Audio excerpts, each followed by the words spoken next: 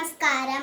അഹിംസയുടെ ആൾരൂപമായ ഗാന്ധി 156 വർഷം മുമ്പ് 1869 ഒക്ടോബർ 2 ഗുജറാത്തിലെ പോർബന്തറിൽ പിറന്ന മോഹൻദാസ് കരംചന്ദ് ഗാന്ധി എന്ന മഹാത്മജിയുടെ ഓർമ്മ ഇന്ത്യ എന്ന ഉപഭൂഖണ്ഡത്തെ മാത്രമല്ല ലോകത്തിലെ സമാധാനകാംക്ഷികളായ സഹോദരങ്ങളുടെ എല്ലാം ഹൃദയങ്ങളെ ത്രസിപ്പിക്കുന്നുണ്ട്.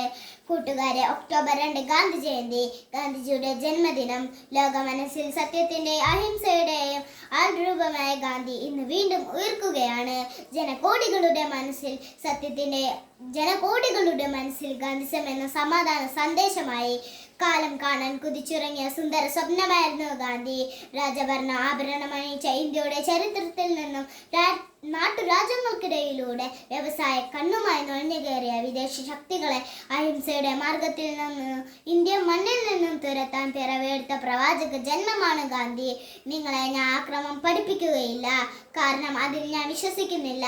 എന്നാൽ ജീവൻ പോയാലും ആരുടെ മുമ്പിലും തല കുനിക്കാതിരിക്കുന്നത് എങ്ങനെയെന്ന് പഠിപ്പിക്കാൻ എനിക്ക് സാധിക്കും എന്ന് പ്രഖ്യാപിച്ചുകൊണ്ടാണ് ഉദാത്തമായ മാനുഷിക മൂല്യങ്ങളിൽ ചലിക്കുന്ന മന്ദിരമായി ഗാന്ധി ഇന്ത്യൻ നാഷണൽ കോൺഗ്രസിന്റെ മുൻനിര നായകനായി സ്വാതന്ത്ര്യത്തിന്റെ മുന്നണി പോരാളിയായത്.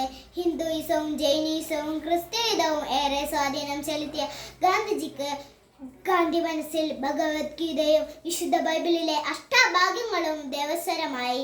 ഒരാൾ ചിന്തിക്കുന്നതും പറയുന്നതും ചെയ്യുന്നതും ഒന്നാകുമ്പോഴാണ് യഥാർത്ഥ സന്ദേശം അയാൾ അറിയുന്നത് എന്ന് അദ്ദേഹം തിരിച്ചറിഞ്ഞു. മറ്റുള്ളവർക്ക് സേവനം ചെയ്ത് സ്വയം ഒന്നാകുമ്പോഴാണ് നിങ്ങൾ നിങ്ങളെ തിരിച്ചറിയുന്നത് എന്ന ഗാന്ധി സൂക്തം അദ്ദേഹത്തിന്റെ ഹൃദയത്തിൽ നിന്ന് ഊർന്നു വീണതാണ്.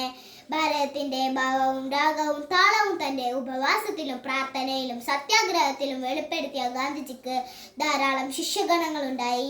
ആചാര്യ വിനോദ ഭാവെ, സർദാർ വല്ലഭായ് പട്ടേൽ, മീരാ ബഹൻ, FC ആൻഡ്രോസ്, നർഹരി പരീഖ്, രവിശങ്കർ വ്യാസ്, ഖാൻ അബ്ദുൽ ഗാഫർ ഖാൻ തുടങ്ങിയ പ്രമുഖർ ഗാന്ധിസത്തിന്റെ അധ്യാപകരായപ്പോൾ ഗാന്ധിജി കാലം രുചിച്ചറിഞ്ഞ ഇന്ത്യയുടെ ഉപ്പരസമായി. ഗാന്ധി ജയന്തി നമുക്ക് സേവന ദിനമാണ്. മുമ്പ് ഇത് സേവന വാരമായിരുന്നു.